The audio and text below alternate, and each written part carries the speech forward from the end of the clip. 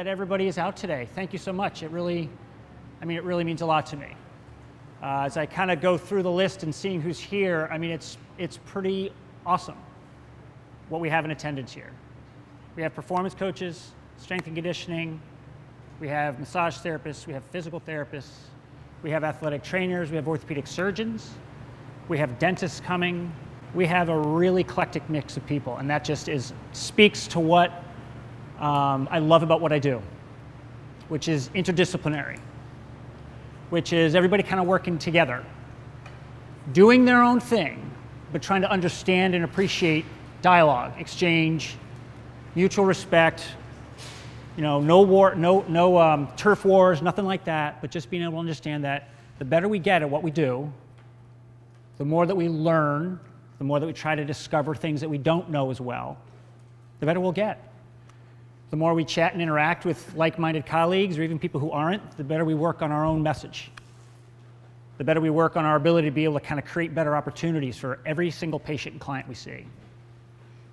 As some of you know, I spend every single day learning. I'm old, I got gray hair. I say old, I'm joking, I'm not. But I've been doing this a long time, and for those that you don't know me, I've been in the industry for over 30 years. I'm a certified athletic trainer. I have a physical therapy assistant license. I'm certified through the Posture Restoration Institute. There are a lot of different influences I have from a multitude of different methodologies and models and professionals that I just bring into my own mix. And I'm going to share some of that stuff with you. Some of the things that I found helpful, some of the things I found not as helpful. See if we can help give you some other ideas, some stuff to work on. Periodically, I'm a pain in the neck. I'm one of those people that encourages everybody to kind of stand up, great, stretch your legs, go meet somebody else for 10 seconds, 20 seconds, introduce yourself. Just know who's in the area, know who's in the crowd, in the audience.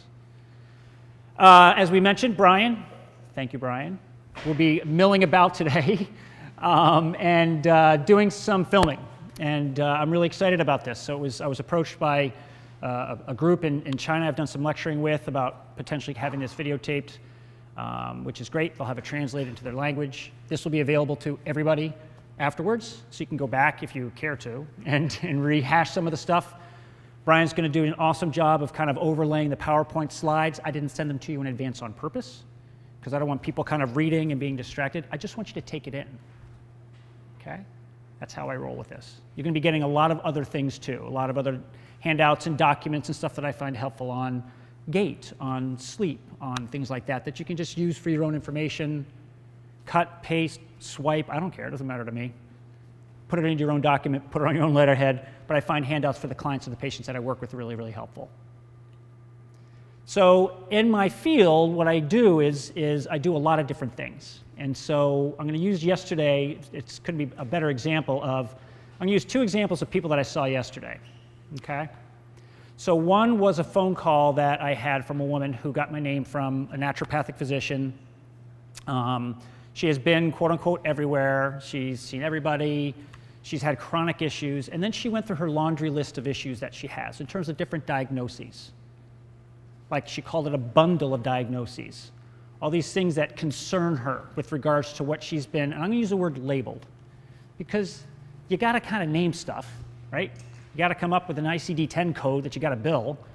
You got to kind of call things a certain thing, but then sometimes what happens is that people get kind of stuck with those, and they kind of use them and hang over their own head. Either they're labeled by other professionals, or they carry it as their own badge, something that's problematic. So as I talked to her and tried to work on her understanding about realizing that I'm going to do whatever I can to help you feel better, to manage what you're here to talk to me about. Am I going to get her all better? Let's be real here. No.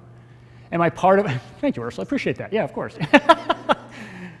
Will I offer her some things that might allow her to be able to have some relief? Point her in a better direction?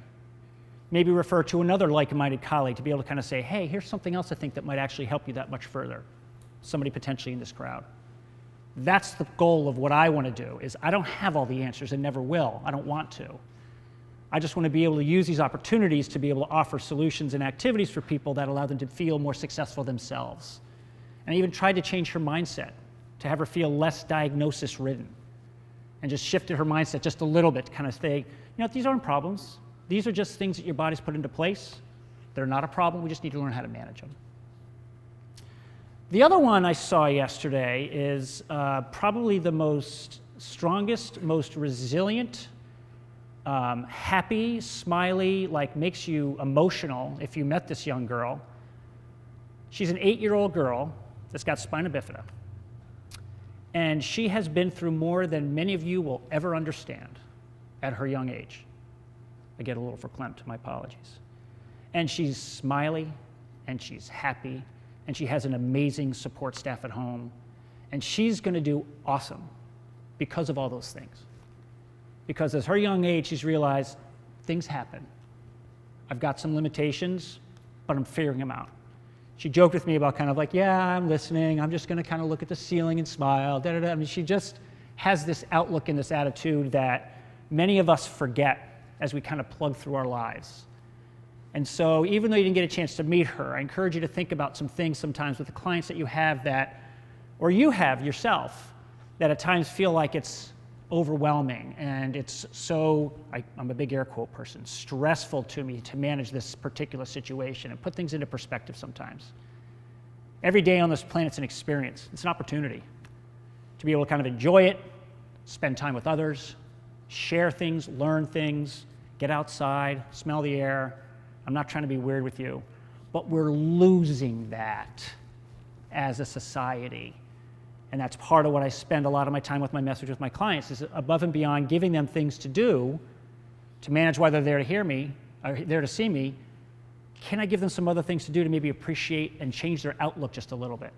Shift the way that they phrase things to me a little bit. I'm like, you know what? Actually, it's not a problem. It's just a strategy that your brain and your body put into place to manage what it's dealing with right now.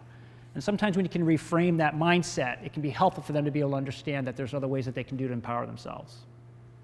So what's my challenge today? Every now and then I'm going to put in little pictures from some trips I took this year. So this is from down in the Virgin Islands, paddling out towards Saba Rock. My challenge today is a fewfold. Number one, I talked about a very eclectic mix of people. So how do I create a message that's going to kind of speak to at least as many of you as much as possible? I don't want to feel like I'm just reviewing stuff that a lot of you already know. I want to kind of see if I can give you some pearls of some things that might be a little bit different. I don't want to speak above anybody's head, using a whole bunch of fancy language and lingos and try to think too complicated. So I'm trying to get my message to be as much down the middle as possible.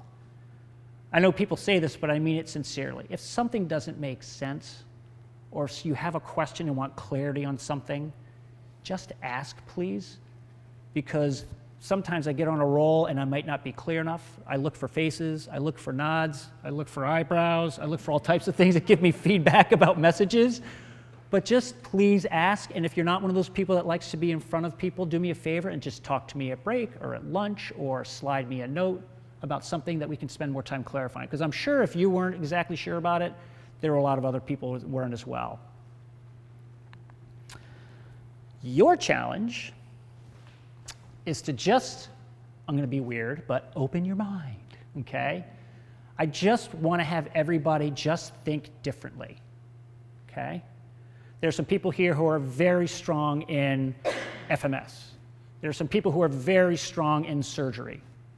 There's some people here who are very strong posture restoration people, SFMA stuff. I mean, whatever, we can go through a list. They're all awesome things, okay? I'm not taking away any of them. But what I want to have you do is try not to get caught too much in what you currently do and your current mindset at how you look at things, and just recognize I'm going to give you different ways of looking at things. So I encourage you to start with a clean slate and just forget about it, okay? Just think about what it is literally in New York, just to be clear. Just try not to automatically correlate everything that I'll talk about to what you currently know or your model. It's okay to, I'm not saying don't, but just try your best not to automatically do it. Today was an opportunity to give you exposure to things. And then hopefully as it kind of settles in a little bit and it percolates a little bit, then it'll gradually begin to kind of sink in, and then you can say, oh, that I can correlate with what I do because of this, or oh, that makes sense because of that, or I don't know what the heck he's talking about. I want to learn more about it. That's today. It's part exposure. So on that note, some considerations, clarifications, and concepts. That water is 25 feet deep. It's Greece. It's amazing. Amazing. So some considerations when the ones that don't look as clear and nice, those are, some of the ones I'm not as good with, so that's me looking reflective, okay? But some considerations I want to have you think about. If I say I or me today, it's not about I or me, okay? I try to use stories. I try to create context. If I name drop people who maybe are people in the industry or mention books, I got a whole bunch of books out there because they're resources just to take a look at. Take some pictures of them, flip through them. These are ones that I've found really valuable in many ways and correspond to some of the people that I know in the audience that might be interested in it. But it's not about me. So it's not an ego thing, but I need to sometimes create context to say, I have found, or in my particular case, something or other, okay? So it's not about me, okay? This is about us and all learning together and sharing concepts and ideas.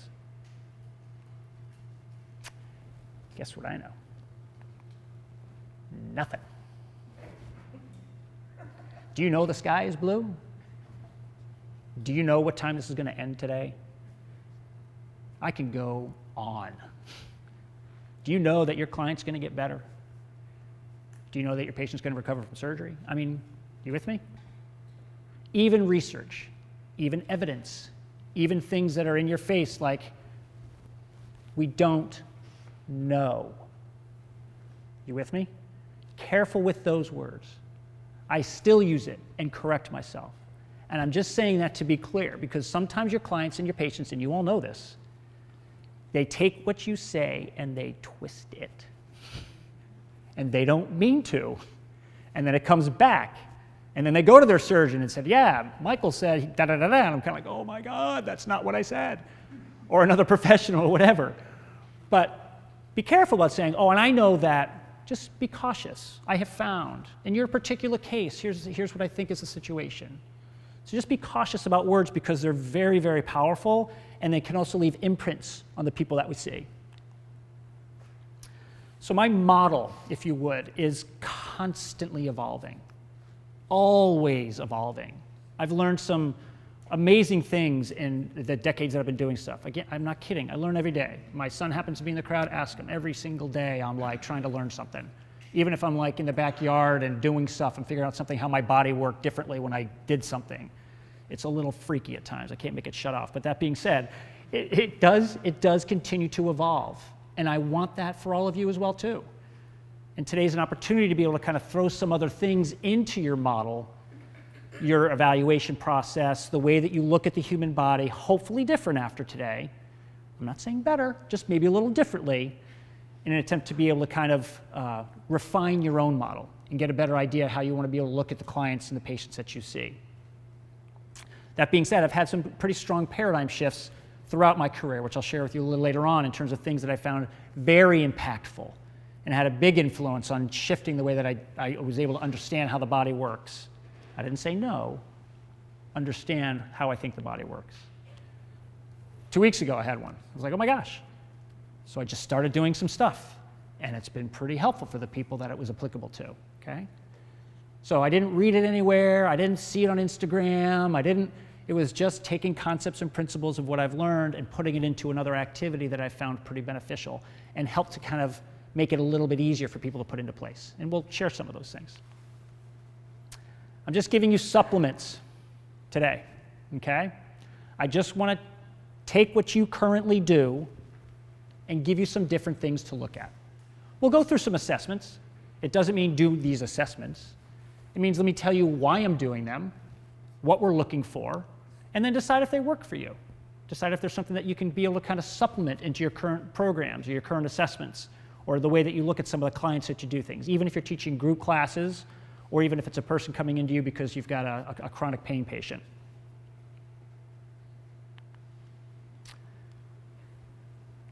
I'm smarter than none of you, just to be clear. I will say I've spent a lot of time learning things and exposing myself to stuff. I've been fortunate to really be able to learn things over the years from a lot of different colleagues, a lot of different coursework, a lot of reading. But just don't feel like, oh, I can't do that stuff. He's so smart, or whatever. It doesn't matter. Even if it's somebody else you see in the industry, those names in the industry, or those people that you've looked up to. Do I look up at some of them kind of like, holy cow, they're on a different level? Of course I do. But appreciate that, yes, smarter is what we've labeled by taking tests to equate a number to it. We've also labeled it smarter. So try not to get too hung up on the, oh my gosh, this is over my head piece, okay? Because it's not about the smarts. It's about what you can learn and how you can apply it more effectively to what it is that you currently do. Some important clarifications. So far, any questions? Pretty straightforward. I got some great questions that we'll go through during the course of the daytime. Thank you all for sending some things and writing some stuff down and handing it to me today. That's really important for me because I want to make sure that I'm able to cover what it makes sense that I can cover. There's some things that I can't cover in this program because it's just a little bit too, I'll just say advanced or out of the context of it, but I'm happy to have discussion and dialogue, and I do have other programs that address some of those things a little bit more. So if we can't get to everything today, feel free to reach back out or let me know, and we could talk about some of the other things that I do. But I think there's some important clarifications that I want to go through, okay? And these clarifications are not to say that what you currently think, say, or believe is wrong. I want to be really clear about that. I just want to clarify points and messages that are driven into our head that we know and we say and we throw around freely, like the word stress, or the word pain, or the word busy, and I can go on, that may not necessarily reflect what's really going on. And so to clarify some concepts and principles, and then we'll build on that with some of the movement stuff we do and some of the other activities we do, hopefully will help to clarify those points that much further. So there are no absolutes in complex systems, okay? The human body is complex. It's not complicated. There's a big difference, okay? Complexity means if something goes awry, something else will make up for it, okay? Complicated means if something goes awry, it probably doesn't work anymore. As a general simplification of those phrases, we are an incredibly complex system. And as a surgeon in the practice here would say, if that foot or ankle or knee doesn't work as well, the body's going to figure something else out. And the physical therapist will say, if this is in disillusionment or not working well, you're going to figure out some strategy and some compensation to be able to figure it out. And when you look at your clients sometimes and you're kind of going, what's up with that? That's a strategy they put into place to be able to say, oh, he asked me to do 20 sets or 20 reps of this activity, or to be able to do this in this group, so how do I make that happen? But appreciate that what I say is N of 1, or N equals 1. That even in research, even in evidence, that there's always variables and outliers that take something, which is a basis of something that's made, let's just say this umbrella, and they're all tilted and angled and different colored and all that stuff, but they're all basically sort of umbrellas, and that's us. Some of us orient some ways, some of us orient different ways, some of us have more torque, some of us and. And then some of the things we'll talk about. So I'm saying, when you think about your classes that you coach, if you think about the patients that you see, and you think of them as a human and not all the other things that matter with that human, and appreciate the fact that they are by themselves, their behaviors, their personalities, their experiences that morning driving to work or driving to your session could actually drive the way that they're going to react to your session as well too. Okay? So try not to think about things from what we read or what we hear or what we see as absolutes. Oh, when I coach that class, everybody should be able to do squats. No, not at all. But squats are simple, it's easy. Everybody's got to get on and off a seat or off the toilet. We should be able to do it because it's a functional task. I'm not criticizing you if you do squats for everybody. I'm just saying not everybody in that class should be doing squats, because it's probably going to create potentially other imbalances, other compensations that the brain and the body have put into place.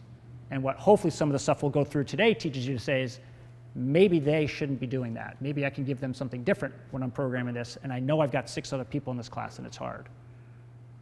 Or you're trying to go through it with a patient or a client of yours in a one-on-one session, like maybe this isn't the best for them because of what I see with how they're presenting to me and how I could spend half the session trying to clean it up, or maybe I can move on to something different that I might be a little bit more successful with. That's it. Brain runs the show. If you don't read much about the brain, read about the brain. It's pretty unbelievable. We don't get it, just to be clear, okay? That thing is just out of this world, the most unbelievable thing in my mind in the universe, okay? But please appreciate and understand that what your clients and patients, I kind of use the words interchangeably, so clients and patients say to you, their perceptions to you, their understanding of the activity you had them do, coming back and showing you what they've been doing on their own at home for their exercises or their home program. You're like, what's that all about? Or the words that they say. Oh, remember when you said, I'm like, wait, what? I didn't say it. It's the brain running the show in their mind. It's looking for a few things in particular pretty much all the time. 1, context. I told you to forget about it, right? But you're taking everything you know and that you're listening to today, everything you're listening to today to what you currently have been exposed to and trying to create context with it. It's normal. Number 2, it wants things to be easy with how you sit in the chair, with how you arrange yourself during your daytime, with how your patients and clients go through their exercise selection. Unless you're right on top of them, and you all know what I'm talking about, they're going to figure something else out because the brain, more times than not, wants it to be easier than it is. That includes breathing. Every single person, for the most part, will try to figure out some strategy to have the most basic of functions be easier. So you can sit there and listen to me and pay attention and not be distracted because the breathing feels complicated and weird and not what you're used to. It wants things to be comfortable. Okay? Go ahead, cross your legs, go for it. I'm just kidding. Yeah, exactly. Trying to get comfortable. Normal. The most comfortable shoes that people wear is probably the worst ones for them. They're not broken in, they're broken. But the brain feels comfortable, and that's okay. The most comfortable seat they sit in, the way that they position themselves during the daytime. The brain likes comfort. Take a bite of ice cream, kind of hard to stop, okay? It's the same thing. So when those 3 factors are in place, context, ease, and comfort, then that makes our jobs a little bit tricky at times. Because I get a lot of people who've been exposed to a lot of different things. So they're trying to create context with what they've learned from their physical therapist, from the personal trainer, from their massage therapist, from their surgeon, from wherever, and try to correlate with what my message is, which are some of the different things that we'll talk about today. Okay? So I want people to be comfortable. I want things to be a little bit more difficult than their brain wants it to be. I didn't say hard. That's what they'll come back and say. They'll say, you said you want it to be hard. No, it's not what I said. I just want it to be a little more difficult than the brain wants it to be. Okay? So if the brain's running the show, then breathing is the star of the show. And I feel very glad that over the recent years, it's become more and more recognized, this whole breathing thing. That I know one of you in the crowd used to work with me and was going like, man, this guy was all about breathing, 15 years ago, 18 years ago. And there's a reason, because I was realizing that it's the most powerful thing that we do that has the most amount of influence on every single thing we do, internally, as well as the way you're positioning yourselves right now, meaning externally, okay? We are constantly manipulating and using it in ways to be able to keep us alive. Sure, normal, makes sense. But it's driving your cerebral spinal fluid. It drives your digestion. It drives your thoracic ducts. It drives your behavior. It drives your memories. I can kind of keep going. Oh yeah, and it does help keep you alive because of the whole oxygen CO2 thing, all right?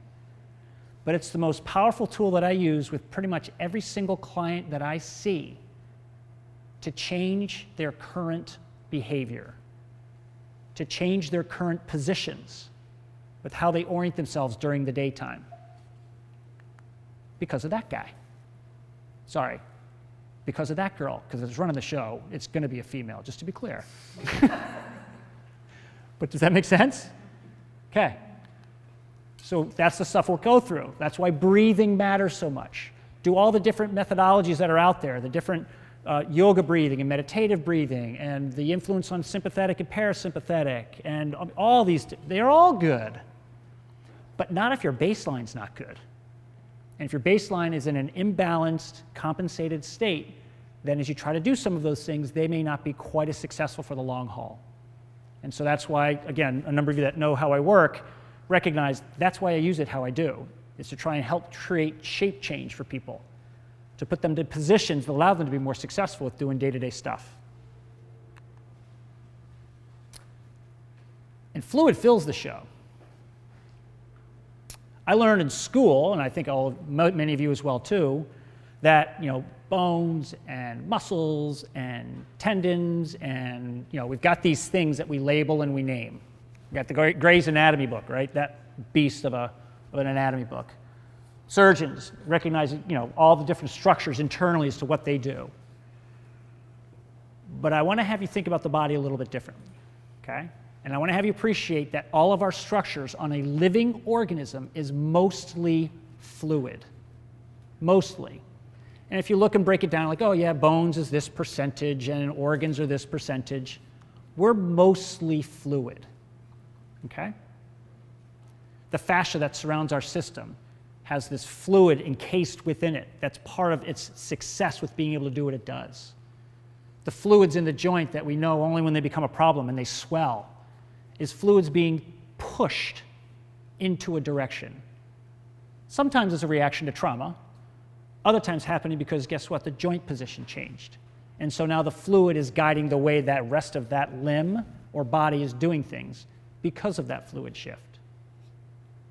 And so because of that, bones bend. This is a good example of what we think about in terms of like anatomy, right? It's not how it works in a living body. It bends, okay? Structures can change shape. Pelvic bones can become a little bit turned and torqued. Spines can get a little bend to them. I'm not talking about being out. I'm talking about structures changing their shape. The surgeon in the practice looks at plantar fasciitis and realizes, oh yeah, that calcaneal bone, that thing's changing its shape because of the constant pull and torque on it, because it's soft enough that it can pull on it. Because if the muscles pull on a firm bone, it's probably not going to happen that much. Does that make sense? If you take a branch, snap it off a tree, what does it do? Bends. If that same branch is on the ground for 6 months, you pick it up, what's it do? Snap. That's what we know. But that matters a lot with some of the things that we'll look at today with different structures. And I talk about looking at rib cages, or what a number of people talked about in terms of pelvic tilts and pelvises and pelvic floors and stuff like that, because those structures will change if there's enough force and load put on them in an imbalanced enough of a way that then eventually the body's like, something's got to give, and something will give. In particular, those that are strong, those that are performance-minded and athletic, those that don't have as much, let's just say, integrity of tissue to begin with, those that have, and the list goes on. Some people get away with it. I don't see them. Their brains, their bodies, their structures kind of figure it out. And you kind of watch them move, and you look at them, and, they're freaks in a good way, but they're freaks. But that's the difference between some things, and so we can't put everybody in the same bucket, going back to the umbrella picture, okay? And just kind of keep that in mind. So, I learned about planes of movement, right?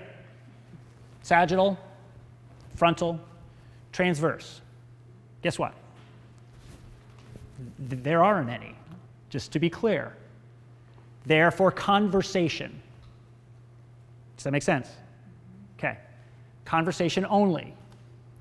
Because that's what it looks like inside. Are there any straight lines there? Not too many. Okay? If I lift my arm up in this direction, is what I'm going to call it, would this be called sagittal plane based upon what we know? Certainly. And for conversation, it matters that we appreciate that we're on the same page. Yep, sagittal plane's restricted, blah, blah, blah, blah. But my arm right now is in a more internally oriented position, going towards external orientation, going towards internal orientation, going towards external orientation, period. It's all rotation, okay? All of it, all the time. Every breath you take, every bite of food you take, because the jaw doesn't go up and down, the jaw should be going around. Does that make sense? So keep in mind, if you want to have the conversations, you want to talk about frontal plane activities with, let's say, band walks or something like that, or lateral lunges, I'm okay if you say that, that's fine. I want you to appreciate in your head, there has to be rotation. And when you limit the rotation and attempt to try and stabilize stuff, you're going to take away movements. You're not necessarily going to cause damage. Don't beat yourself up. Don't worry, you're not causing problems. I just want to have you think differently.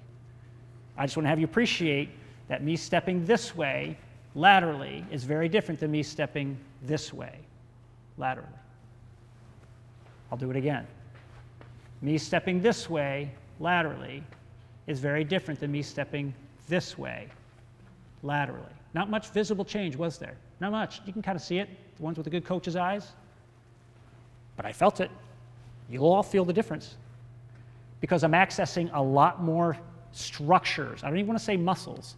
Structures to allow those movements to occur more successfully. Kind of like if I stick 3-pound dumbbells in hands, I'm not bashing anyone, to do sagittal plane front lifts or to do side raises and think that I'm working in one plane. Just keep in mind that when you take away some of the rotational elements of what the body is supposed to do, because we've created exercises and labeled them, just appreciate that they will be compensation. Okay? Some people will get away with it just fine. They'll do okay. But just keep in mind that for some of the people that have shoulder pain when they do certain things, there may be a reason above and beyond it's just because they're weak. Or if they have back pain when they do stuff, it might be because it's more than just the glute amnesia that seems to be all the rage. I'm not sure what that's all about, but we'll get into glutes in a little bit. Make sense? Okay. So how does it relate to this? Gait, right? So I kind of correlate most things that I talk about or I work on with my clients as it pertains to gait, because that is something we all do. And gait correlates to running, it correlates to performance, it correlates to ice skating and hockey, whatever. Name something. This person is demonstrating a very straight gait. Can you appreciate that? Arms are fairly straight, legs are fairly straight. He's facing straight ahead. So let's say sagittal. Is that a fair way to phrase it? Can you appreciate what that looks like?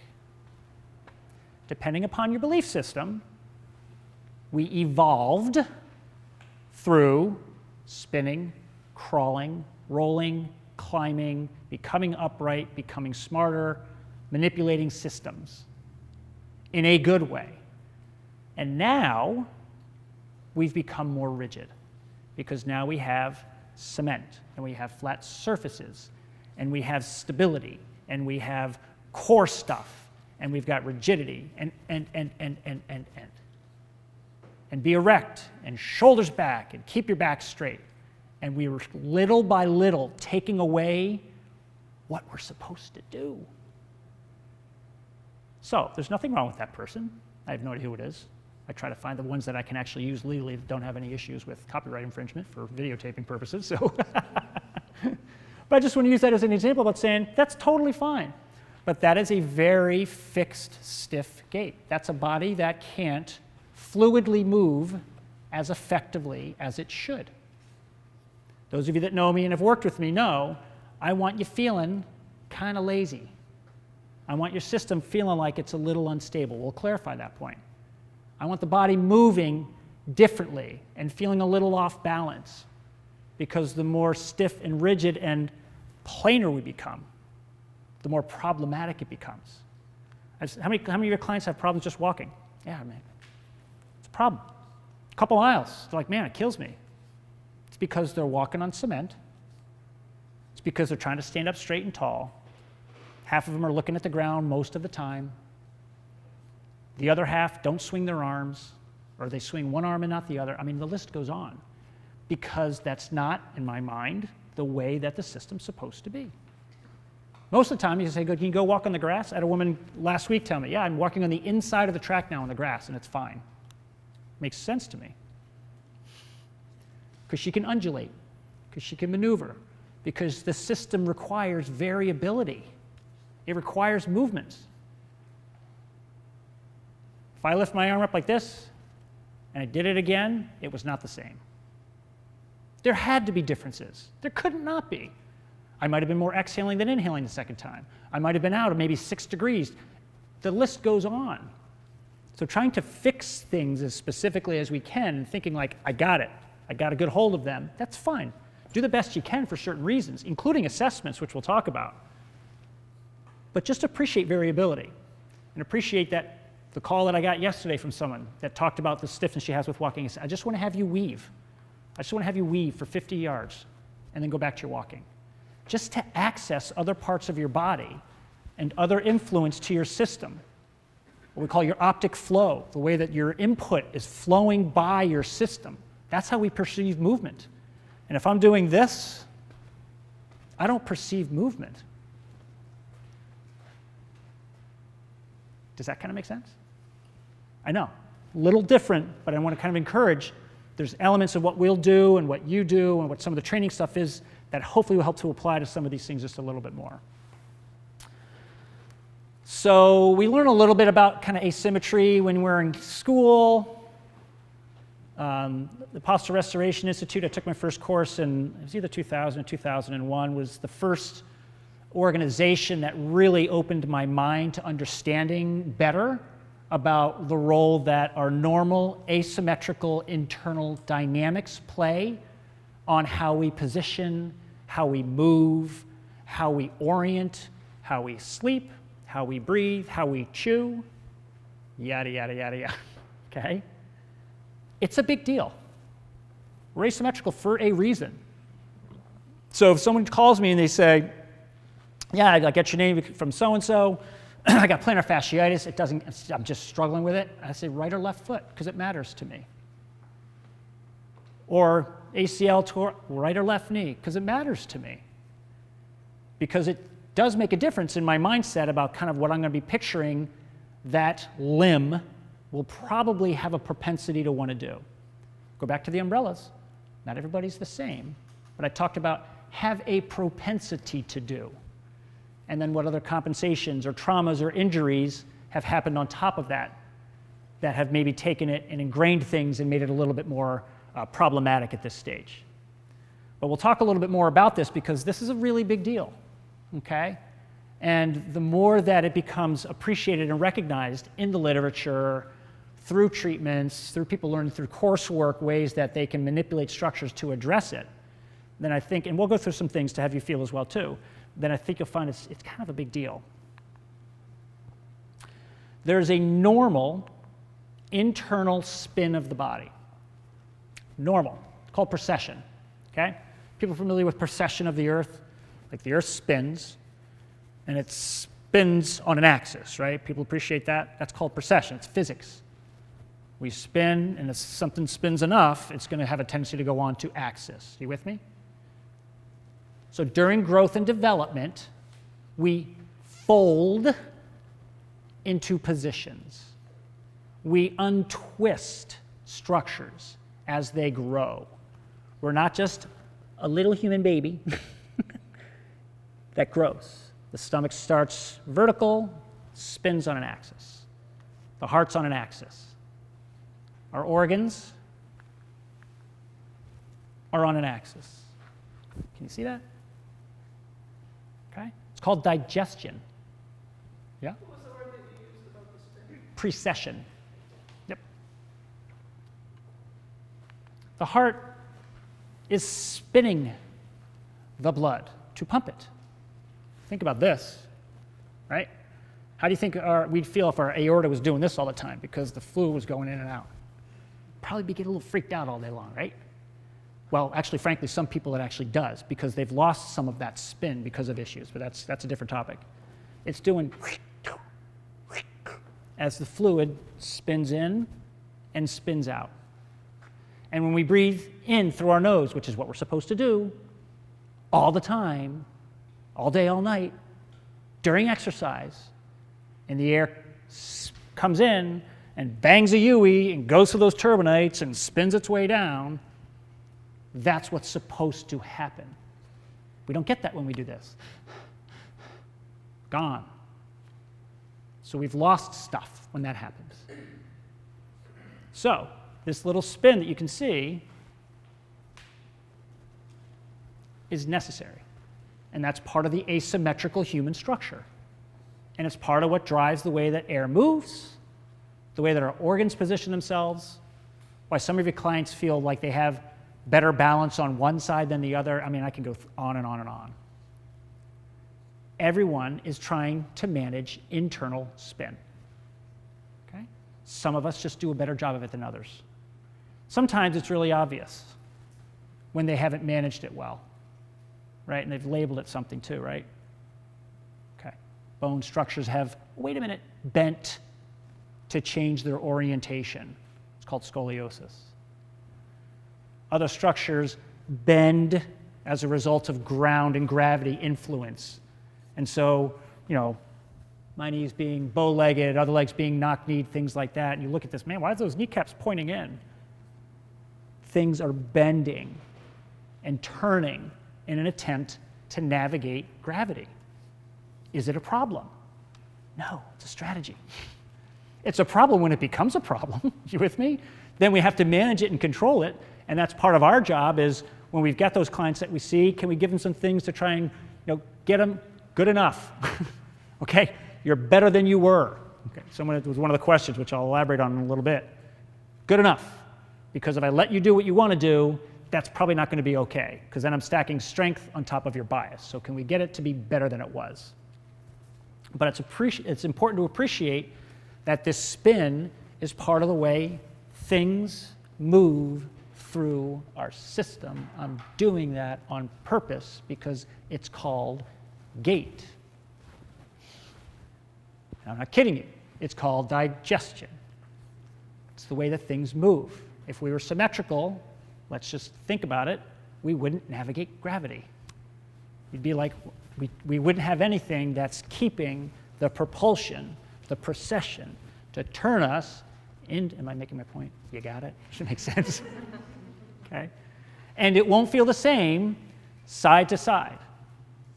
It won't feel the same if I had this done to people as it would this way. Because the wave goes a direction, if you would. Okay? And it's a bias. And the goal of what I want to do, and the other people that I work with, is to manage that bias. Can I give them activities and positions and stuff to try and help to say, or can I put them on a reformer? Or can I teach the massage therapist to be able to kind of manipulate structures? Or, to try and say, hey, what can we do to offset that? Great example of it.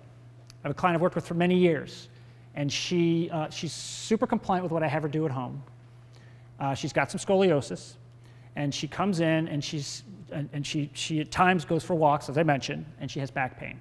She goes, I can do a lot of other stuff, but I have problems with back pain. She came in literally, and it's pretty regular, that her sweatshirt, she wears tighter sweatshirts, is like this. Can you see that? It's taking the path of least resistance. That's her connective tissue internally. That's her spin, because her body just goes this way easier. Some people have a hard time with mirror image. Just does that easier. Does that make sense? So if I have a shirt and pants that are always like this, can you see how that might guide me that way? let alone the fact that all my other structures internally are doing it the same way. So I saw a couple weeks ago and I said, I'm not kidding you. I really want to have you take your shirt and your sweatshirt and pull it crooked this way. This is a true story.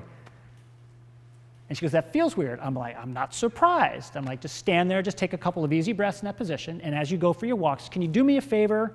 I literally just made that up. Like, that's called on-the-fly concepts, right? Can you just keep adjusting it and just overcorrect it? Don't straighten it.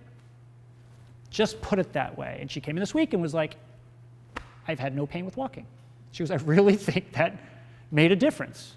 I'm not patting myself on the back. It's not about me. You with me?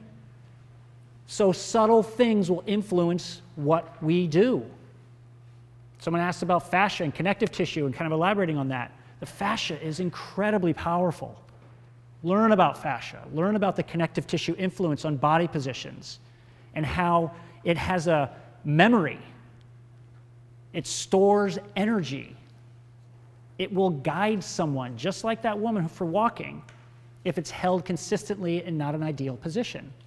The massage therapist in the room will totally get that. A colleague friend of mine, Jill Miller, is just putting out a book called Body by Breath. It's coming out in, I think, February of next year. Strongly recommend. I'm sure it's going to be fantastic. She does a lot of work with massage balls and fascial work. She's published different things. So I gave her to give me a couple things, asked her to give me a couple things. Sarah's demonstrating the balls right over there. A couple things that I'll talk about a little later on because I'm sure it's going to be great, and you'll learn more about the influence of fascia and breathing strategies as well as the influence it has on our structure. So little things can be big things. The shoes people wear, things like that, okay? So that internal spin is influenced by the respiratory pump. Not too techy, right? It's not too fancy sounding. Every breath we take, everybody, sting, has a bias to it to some degree, okay? It's the way we're made. You can tell by the way that this diaphragm's shape is. You can tell by the way that its attachment on the spine is, okay? You can think about the fact that our lungs are different. Think the fact that our heart's towards one side or on an axis. I can kind of keep going. Think of this, okay? So every breath with inhalation, we'll go into it a little bit more later on today, as the diaphragm is contracting, I'm a big air quote, like I said, okay, it really should be negative pressure pulling air in more than the diaphragm contracting. The diaphragm's supposed to contract, but when we're in a balanced state, it just kind of flows in easily and effortlessly, and exhalation should be more passive because then it's the body just recoiling and allowing things to go back out, okay? But it's imbalanced. Every breath. And it's a little different every time. And if I have people do this, and then lean to one side, feet flat on the ground, and just nice and easy, side bend to the right a little bit, keep equal weight on both feet, just take a breath in, make a note of what it feels like. Nice and easy, side bend to the left, and do it the same way. Feel the rib cage side bend, and take a breath in. Most of you will feel it doesn't feel the same. Is that accurate? Okay. Those of you that would say, I don't know what he's talking about, I could show you your compensations. Because that's the brain figuring out a strategy to try and override the normal internal spin. Because as that diaphragm contracts, it does contract, I want to be clear, it's pulling from here, it's kind of pulling a little bit more aggressively on one side than the other. The liver's right underneath it. It's the most mobile organ in our body. It's the heaviest organ inside our body. It rarely returns to the same place as we breathe. It kind of does this type of a thing. It's like a tumble. So it's going to have a tendency to really guide and anchor the way that that diaphragm on that right side moves. And that left side's a little different. Got the heart there, lungs shaped a little differently. So it does a little more of a pull, let's just say, to one side. Has a propensity to create that precession I talked about, where things will have a tendency to move a little bit easier the other way. Expansion, which we'll talk about. Okay? Not just breathing into lungs, but expansion of a system into a direction, creating directional influence because it's easier, which is why most of you, when you felt one side versus the other, were like, yeah, it's not quite the same. And so that limitation is normal until it becomes a problem. So what that does is then it creates this little bias of the body, which how most every single person I see has a propensity to do. I didn't say everybody, but pretty much everybody. 3 words everyone should always try to never use. Everyone, always, and never. Get it? Okay? Therefore, it basically makes us all battery-powered, helical, water-filled, anti-gravity, morphing meat suits. Okay? For those of you that know Bill Hartman or don't know Bill Hartman, he's got a YouTube channel that's prolific with information. Strongly recommend you spend some time looking at his information. Start early on with his stuff, follow through. His model is incredibly powerful and profound. We talk about elements of it. So I'm also trying to be a resource. That's why I have books out there for people. You'll hear me name drop people, books that I like, concepts, quotes, things like that, just to give you other directions of stuff. Again, I'm not filling in all blanks today. I just want to give you some things to think about, apply a little bit, and then see if I can give you some other resources to move forward with. There is no unilateral, okay? My friend Kevin Carr, great book, Functional Training Anatomy, really breaks down these things. And I asked if I could put this in because he's demonstrating it's not a left leg exercise, okay? Everything's working if you're doing it right. He couldn't put them all in there because it would be silly that way. Everything's working. I know there's a couple hockey players in here. If I skate from one side to the other side, it's not that my left isn't doing anything. It's that one side's just got more load onto it as the other side's trying to figure out its transition from one side to the other. And the Pilates people in here know that when they're on the reformer with them or their clients, it just doesn't feel the same when they do something on one side as it does on the other side. And a couple people who do yoga in here know as well too that warrior on one side will just never really feel the same as it does on the other side. You might not tell it by looking at it. They've nailed it. That's why they're an instructor. But it doesn't feel the same. And the skiers. End. You with me? Okay? But there's no unilateral. So keep in mind if you're doing something, if you want to call it a unilateral exercise, that's just fine. But appreciate that both sides and the rest of the system have to be working at all times and will be heavily influenced by the way that the body wants to position itself. Okay? Mike Boyle, if you're familiar with Mike Boyle. So he's been a big unilateral person for quite some time. He's a great guy and a good friend. And one of the things in particular that I admire about him is that he's the first person to want to change his mind. I learned something new. Sorry about that. Remember those videos I posted before? Don't do them anymore. You're like, here's what I learned now. But he's been a big unilateral person because he's like, there's something to it.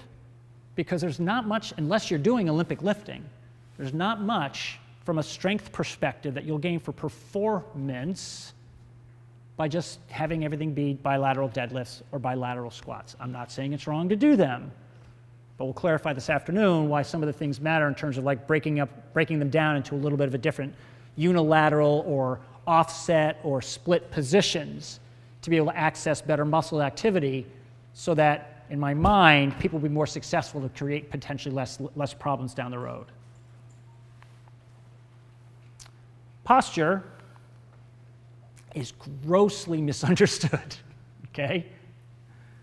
So, I have a lecture on it on my website. I don't care whether you look at it or not, but if you want more information, I go deep into like the history of it and the judgment and the sexism and it's a mess, okay? But we think of posture as usually straightness, okay? That's what society has told us. That's what we read. That's what the ergonomic people tell you. It's a verticality of things being upright. Shoulder blades back, with me, tuck your chin, all of these things. That's not how we work. To be clear, okay? So everybody sit on the chair, feet flat on the ground for me, please. And I'll use those words. So everybody sit up straight. Do like society tells you, okay? Shoulder blades back, tuck in your chin, okay? Number one, is that sustainable? No. Are we creating chairs to allow us to be there more? Yeah. Doesn't make sense to me. Number two, take a breath in. All goes up and forward, right? That's not how we work either. So then now the latest craze is everybody's chest breathing because they're sitting at desks, so now everybody has to belly breathe. That's not right either, okay? I'll clarify those messages just to be clear, okay? But sit however you want. But it's hard, right? And that's the message that I learned in school and has continued to be taught to this day. And I'm not saying that if you say it or if someone else tells your clients or your patients to do it, that it's wrong. I'm not saying that. I'm just saying it's not right. And it's certainly not the way that the body is supposed to ideally position itself to allow things to flow better, to allow air and expansion and compression to happen in a more balanced way, to do movements at your desk. I tell people, be a desk jockey. Please, shift.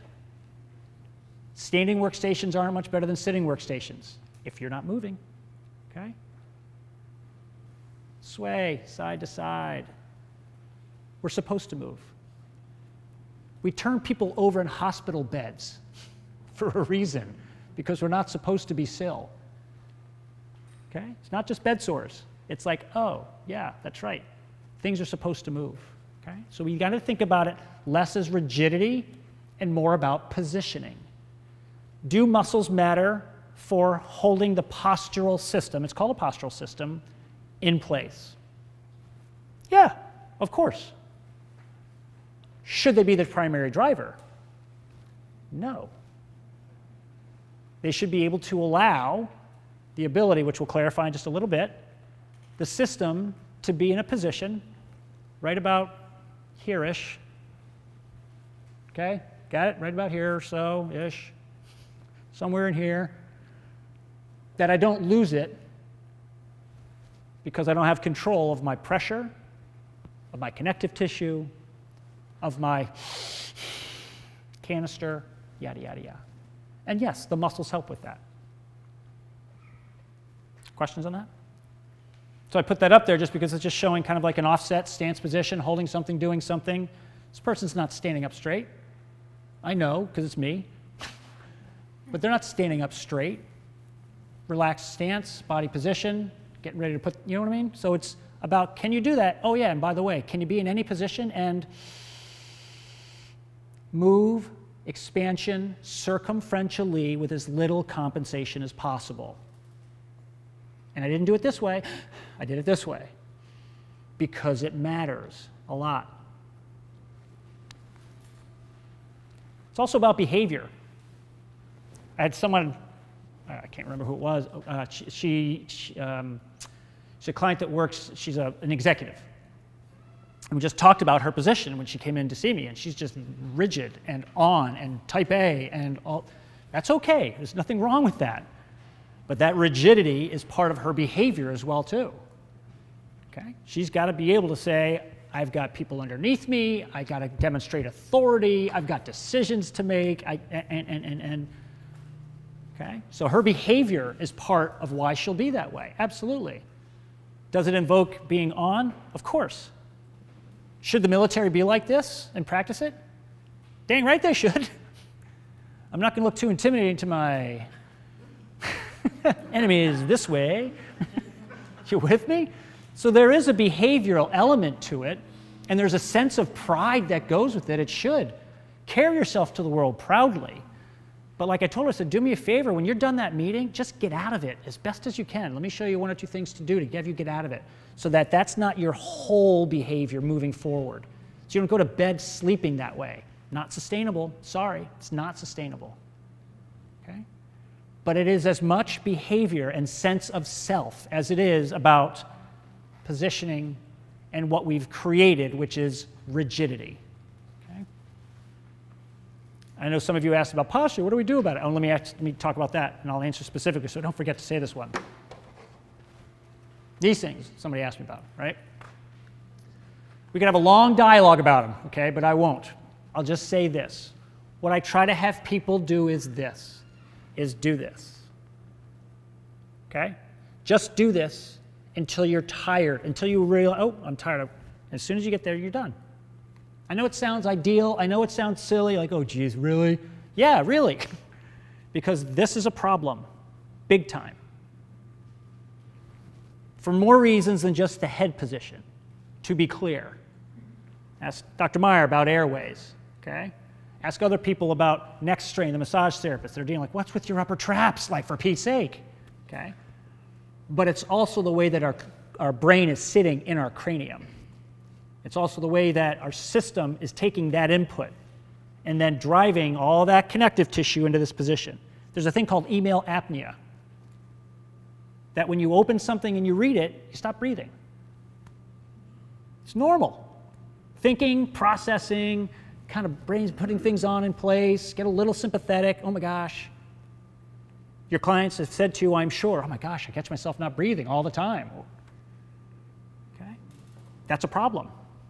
So, if they just do this, and they just hold it up, I don't need it perfect, I'm not talking ergonomics, just up. And then do their game and check their soul, whatever it is they're doing. And then as soon as they feel like my arms are tired, just put it down, even if it's just for a couple minutes, and then walk down the hallway and look out the window and come back to whatever. But this will be better. I saw a commercial of a phone company, I don't remember who it was, that actually everybody on there was doing this. I was really impressed by that. Am I straight doing this? No, I'm just not letting it pull me down, because that traction on the system, not just phones, but we'll talk about it from a training perspective, creates a lot of strain to the system. Traction's not really a good thing in many situations. I'm not talking about physical therapy traction on spines that have disc issues. Talking about the way that we train some of our clients and some of the positions they get in and some of the patients, the way that they're doing exercises at home, and we'll clarify some of those points a little later on. And then I want it to feel eventually not uncomfortable, but more comfortable than they're used to. So that it becomes something that becomes more conditioned, more natural to them. And then I say, if you're on that crappy couch at home, which you love, just lie down on it, because the way you sit on it, it's now formed to you.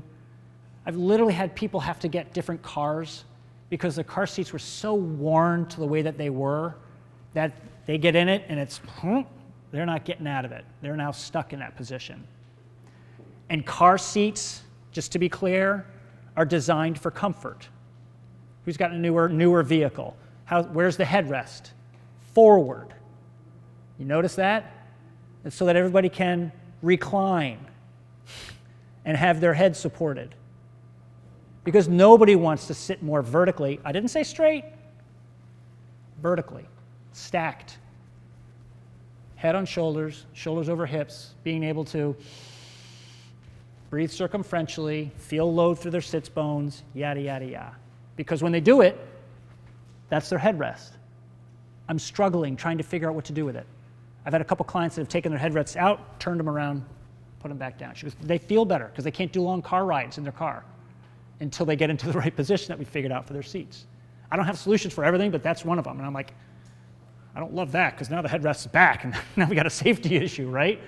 But just appreciate that there's some things related to what we're doing to adapt to a society that's making changes, and not all of them are good, okay?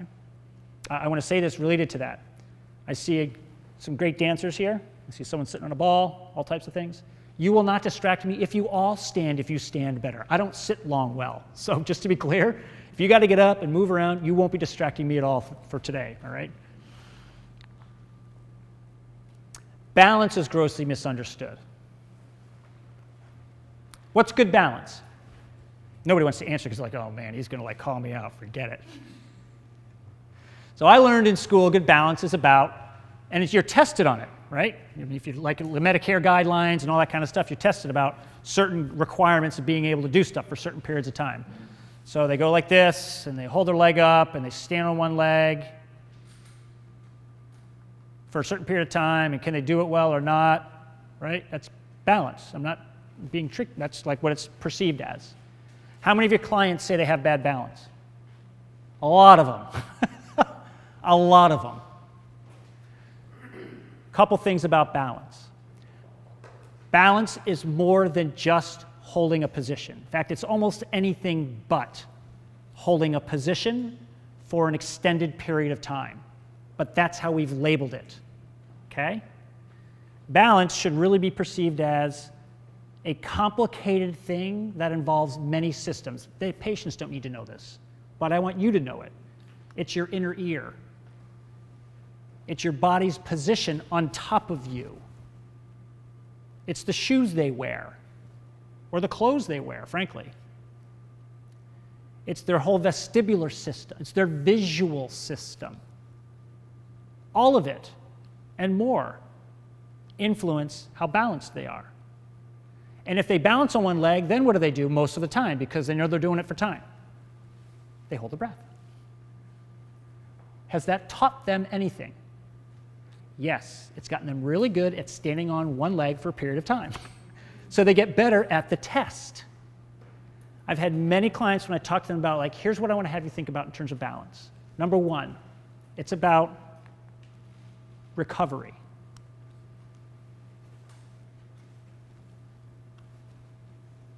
Is this good balance? It is to me, because I'm recovering.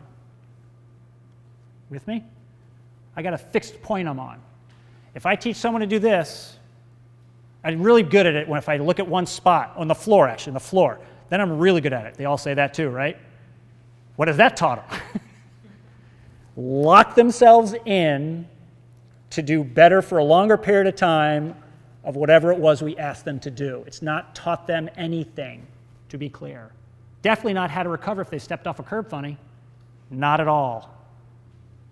So I tell them, put your hands on a wall, use a chair, use a table, and if you're moving around, that's awesome. Do me a favor, just keep breathing in and out of your nose while you do it.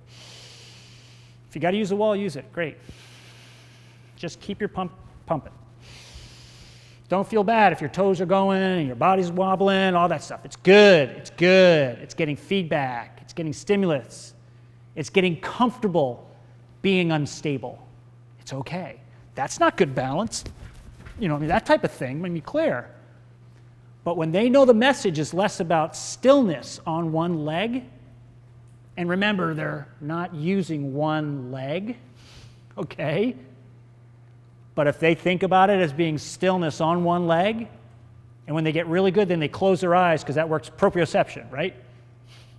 It's not quite how it works, but it's okay to think that way.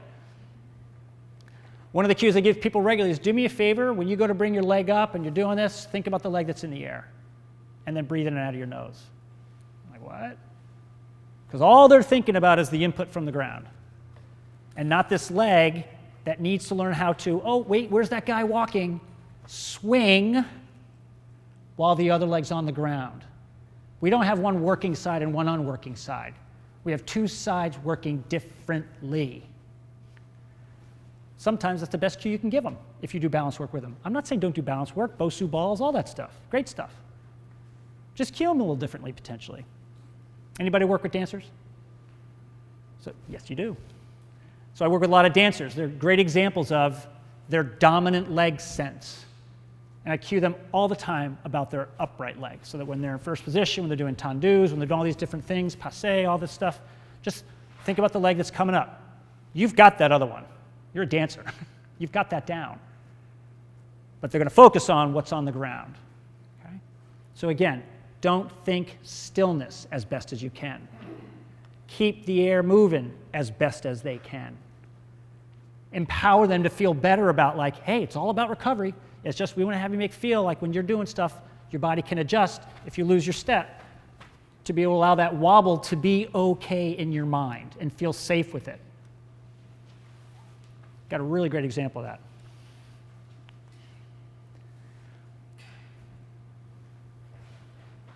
Stability. It's pretty cool pictures. Okay. I'll just for conversation's sake, stability training. And again, call things whatever you want. I just want to clarify messages in your own head about what some of these things actually mean. Do these two gentlemen look stable?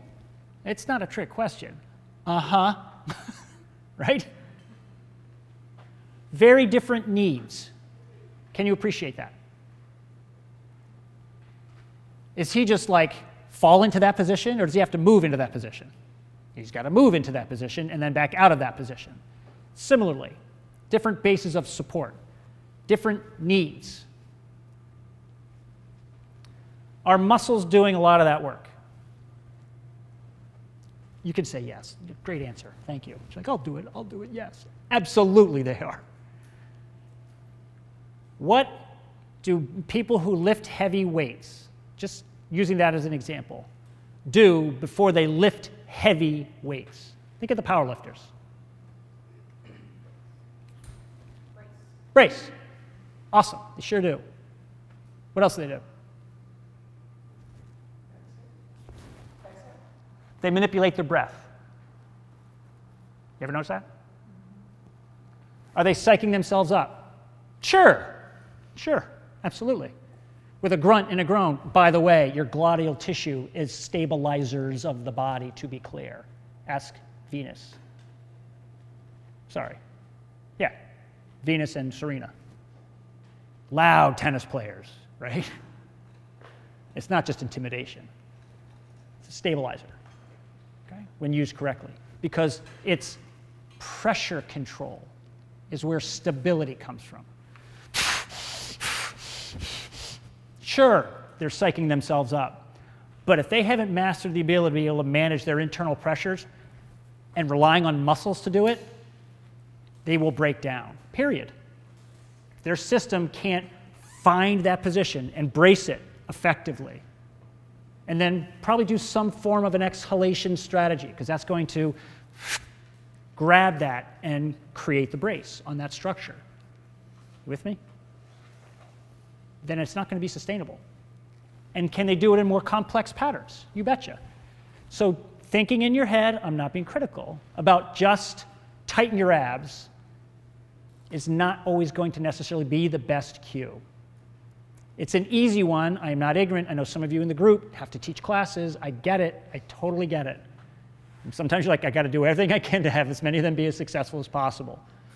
But just appreciate in your own mind, what can I do to learn more about this, to maybe have the whole class do some things so that I can use maybe a different strategy during my warm-up or something like that, that I can have more of them be more successful.